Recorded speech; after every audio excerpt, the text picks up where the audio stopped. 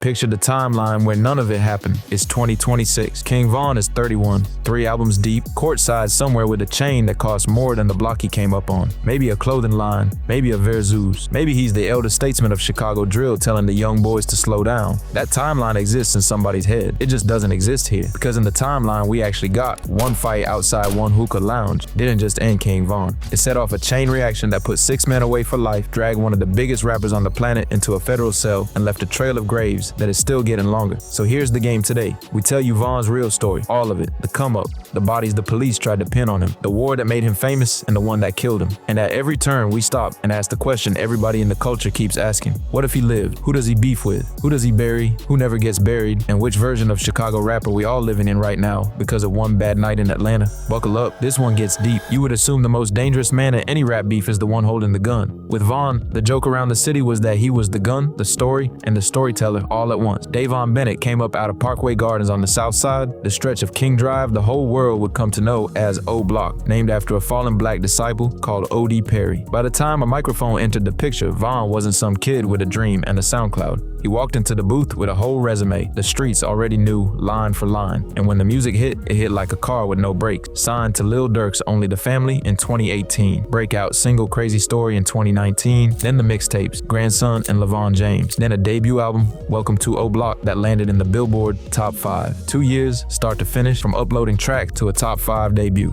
That is not a career arc, that is a rocket. His whole appeal was that the stories sounded real. Other rappers had to invent the street stuff. Von had the opposite problem. His verses sounded so much like discovery evidence that half the city assumed that's exactly what they were. And here's the part that makes the whole what if sting. His catalog only got bigger after he was gone. A posthumous album, streams climbing every year, an estate now worth a multiple of what the man had in the bank while he was breathing. Same eerie pattern as Pop Smoke, Juice WRLD, and X. The checks got fat the second he wasn't around to sign them. Welcome to the music business. Before we talk about where Von could have gone, we have to be honest about where the police say he'd already been. Because this is the part that makes a living King Von such a loaded idea. Long before Crazy Story, Chicago police documents released through public records request named Von as the shooter in the 2014 killing of Gakirah Barnes, a 17-year-old known as K.I., who was herself one of the most feared young shooters in the Gangster Disciple. Barnes was walking to a friend's house when a hooded man walked up and shot her 9 times. In those files, investigators wrote that Von was positively identified as the offender, and then nothing happened. The Cook County State's Attorney's Office rejected the case, saying it couldn't meet the burden of proof. No weapon recovered, he was never charged for her death, and he was never convicted of it. Barnes wasn't the only name in those documents either. Police tied Von to a 2012 killing and at least one other 2014 case, and a fan documentary later tried to stack as many as 10 bodies on him, a number that is heavily contested and was never once tested in a courtroom. Von's answer never changed. He said it was storytelling, a character built out of his environment, not a confession, and that distinction is the entire ballgame. Almost everything the public thinks it knows about Von before the fame comes from police paperwork and people reading tea leaves and song lyrics, not from a jury. But sit with what that means for the counterfactual. If even half of those allegations describe a real pattern, then a living Von is not a man who tiptoed away from that life. He is a man the streets have a very, very long memory for. Fame doesn't erase a ledger like that. It just gives everybody your new address. If Von was O Block's loudest voice, Carlton Weekly, better known as FBG Duck, was the loudest voice on the other side. And if you thought Von's situation was tense, this man's whole life was a countdown clock. Duck came out of the Tukaville faction of the Gangster Disciples, based around 63rd and St. Lawrence, a set that had been at war with O Block for the better part of a decade. Let's be clear about the order of events, because people always get it backwards. This wasn't a rap beef that leaked into the streets. It was a street war, rooted in that 2011 killing of O.D. Perry. That drill rap then turned into content and poured gasoline on. The two sides traded shots on wax, and it kept getting uglier. In July 2020, Duck dropped a scathing diss track that mocked slain O Block members by name.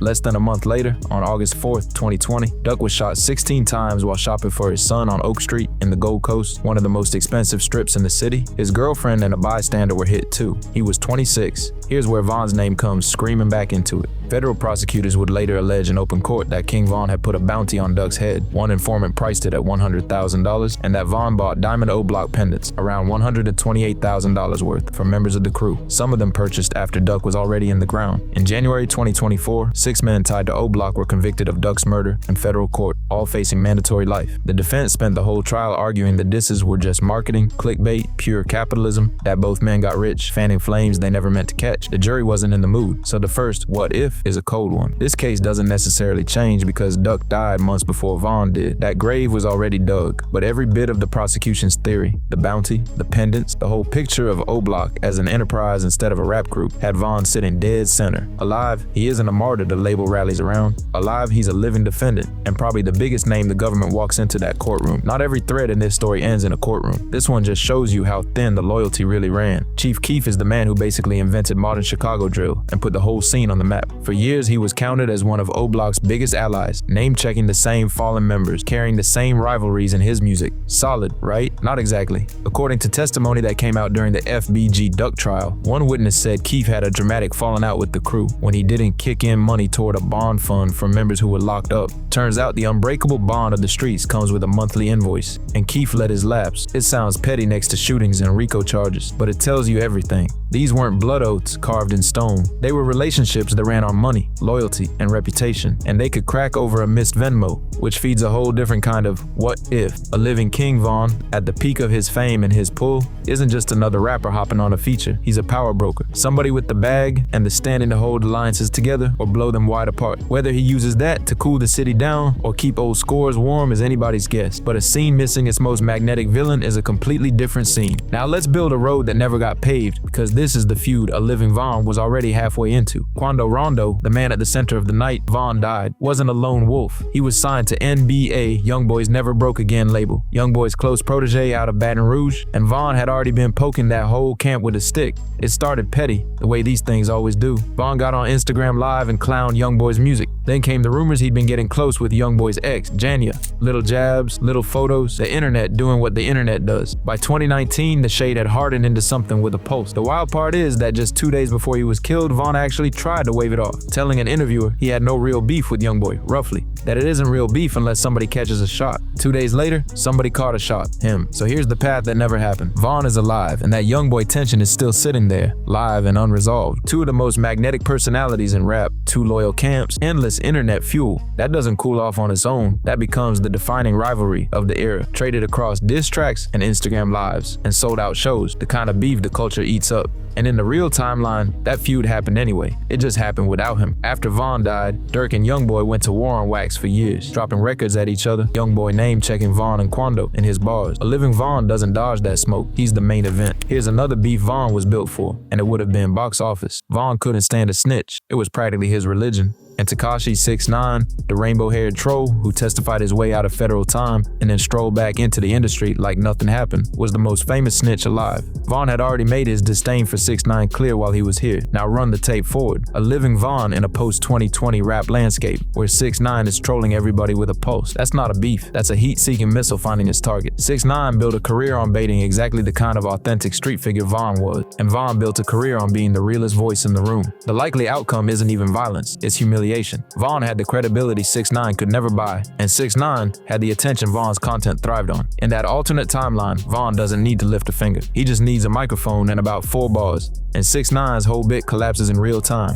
Some feuds you win by pulling up, some you win by laughing. Alright, let's slow all the way down on the night the whole thing pivoted. November 6, 2020, roughly 3:20 in the morning, outside the Monaco Hookah Lounge in downtown Atlanta. Two groups of men start arguing. One group has Von, the other has a 22-year-old from Savannah named Timothy Leaks, better known as Lil Tim, a known associate of Quando Rondo. On the surveillance video, the argument turns into a fistfight, and the fistfight turns into gunfire. Off-duty and on-duty, Atlanta officers working the lounge ran in and started trading shots of their own. When the smoke cleared, 3 men were dead, Von among them, and several more were hit, including Lil Tim himself. Lil Tim got arrested and charged with felony murder within a day, and then the case just quietly evaporated. He was out on $100,000 bond by March 2021, and in 2023, the murder charge was dismissed before it was ever even indicted. Leaks popped back up in the news in October 2022, arrested again on a fresh batch of drug charges, but never again for Von. Let that sit for a second. To this day, nobody has been convicted of killing King Von. On paper, the whole thing is unsolved. This is the hinge the entire universe swings on. Every indictment, every retaliation, every fresh grave downstream, all of it flows out of those few seconds outside that lounge. So this is the cleanest what if we've got. If that fight never turns into a shootout, none of the carnage that follows exists. Von's not a symbol. He's a rising star with a top 5 album, 3 kids he talked about building a future for, an award that's still very much on but hasn't detonated yet. And now you see just how far one killing can travel. Lil Durk wasn't just Von's label boss, they were childhood friends. Durk signed him, mentored him, put him on. When Von died, Durk lost a protege and a brother in the same breath. And grief in this world doesn't stay grief. It looks for an address. What prosecutors say happened next has one of the biggest rappers of his generation sitting in a federal cell facing the rest of his life. According to the indictment, Durk put a monetary bounty on Quando Rondo in retaliation for Von, using coded language to set it in motion. In August 2022, 5 men tied to OTF allegedly flew from Chicago, drove to Los Angeles, and ambushed Rondo's vehicle at a gas station near the Beverly Center, firing at least 18 rounds. Rondo walked away without a scratch. His 24-year-old cousin, Xavier Robinson, known as Lil Pab, did not. The flights and the rental cars, prosecutors say, got paid for on cars linked to OTF. Durk was arrested in late 2024, reportedly while trying to board a private jet bound for Italy. The government's theory is enormous. They argue OTF was never just a label, that it ran as a hybrid organization carrying out violence at Durk's direction, and they moved to use his own lyrics, including his verse on Who Wants Smoke, as evidence against him. Convicted on the top count, conspiracy to commit murder for hire resulting in death, he faces a mandatory minimum of life. As of the summer of 2026, that trial is finally set to move forward, though prosecutors won't seek the death penalty. Durk has pleaded not guilty and fought every inch of it. Now hold that up to the light. If Von lives, there's no bounty on Quando Rondo because there's no dead friend to avenge. No ambush in LA. Lil Pab, a 24-year-old who had nothing to do with Atlanta, doesn't die at that gas station. And Lil Durk, one of the most successful rappers alive, isn't staring at life in prison. He's dropping albums. That is the single biggest thing King Von's survival changes. One man breathing erases a killing in Los Angeles, and very likely keeps a superstar out of federal custody. All of it hanging on one fistfight that went the wrong way. And the bill for avenging Von didn't land on Durk alone. When the feds moved on the Quando Rondo case, they charged 5 other men tied to OTF right alongside it. The ones who allegedly flew across the country, tracked a vehicle, and opened fire on somebody else's word. Several of them originally faced charges carrying the possibility of the death penalty. These weren't superstars with private jets and dream teams of lawyers. These were rank and file names most fans never heard, now staring down the rest of their lives over a hit that missed its actual target and killed a 24-year-old cousin instead. That's the quiet horror sitting under this whole thing. A bounty allegedly set by one grieving man at the top doesn't stay at the top. It rolls downhill, and it always lands on the people with the least to fall back on. Loyalty is expensive in this world, and the ones who can't afford it are usually the ones who pay in full. So layer it into the what if. If Von never dies in Atlanta, none of these men get on those flights. Nobody's a co-defendant in a murder for hire case. The loudest lesson in this entire saga is how many lives one killing reaches, and how few of the people it destroys were ever anywhere near the spark. It would be easy to run this as one clean revenge story. Von dies, Durk retaliates, roll credits. But the violence around this circle never moved in a straight line, and it never ran one way. In June 2021, Durk's own older brother, Dante Banks Jr., known as OTF D-Thang, was shot and killed outside a strip club in Harvey, Illinois, in a shooting that also wounded a police officer. He was 32. D-Thang's death is a reminder that this was a living conflict fought on a dozen fronts, not a single feud with a single villain. People connected to this world kept dying through 2021 and 2022 on timelines with their own internal logic, nothing to do with a hookah lounge in Georgia, and that's exactly why the feel-good version of the counterfactual falls apart. It's tempting to think that if Von stays alive, everybody lives. That's not how this machine works. It ran before him, and it kept right on running after him. It doesn't need a single man to keep the lights on. So what about the man at the other end of that Atlanta night? Quando Rondo was never charged in Von's death, but his life since has been its own slow leak. He lost his cousin Lil Pab in the LA ambush prosecutors say was meant for him. Then the feds caught up with the drugs. In 2024, he pleaded guilty to a marijuana conspiracy count, part of a deal that dropped much heavier charges and got 33 months. He started serving in early 2025, and by mid-2026, he'd been moved out to a halfway house with full release, scheduled for later that year. Meanwhile, the camp he came up under kept moving. The Durk and YoungBoy war that followed Von's death eventually saw a public truce around 2023, and YoungBoy himself later landed a pardon and got back to touring. Life, as they say, goes on, for some of them. So here's the board as it actually sits. Von dead, Duck dead, Lil Pab dead, D-Thang dead. 6 men convicted for Duck. 5 more, plus Lil Durk, fighting a federal case with life on the table. Quando did his time and walked out into a halfway house. Lil Tim, the man once charged with pulling the trigger on Von, walked clean. case unsolved. Almost nobody in this story got out untouched, and the ones still standing are, mostly just counting days. Now let's build the road nobody in this story got to walk down, the one where the music actually wins. Forget the streets for a second and look at the pure trajectory. 2 years from his first uploads to a top 5 debut. A storytelling ability that had critics who normally sneer at drill sitting up straight.